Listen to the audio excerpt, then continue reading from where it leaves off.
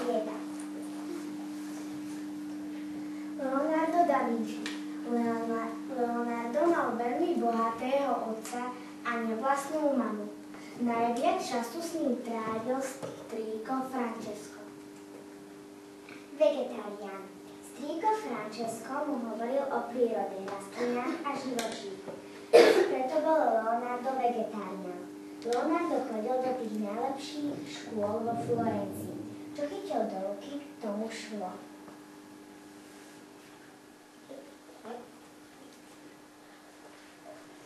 Mona Lisa.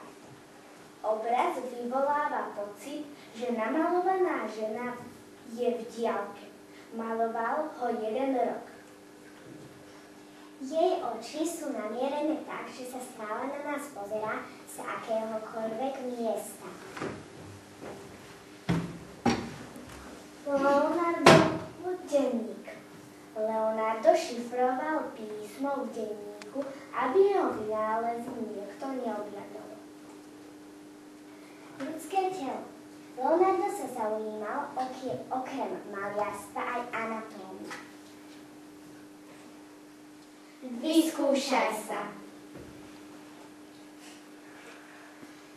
Aký najznámejší obraz namaloval? Po A. Monu Lízu a poslednú večeru, po B. Pipidlovú pantiku, po C. Prírodu.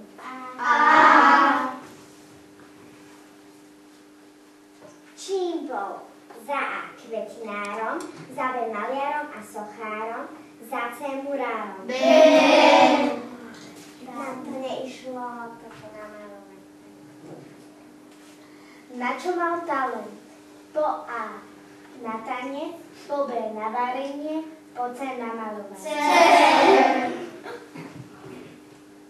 Ďakujeme za pozornosť.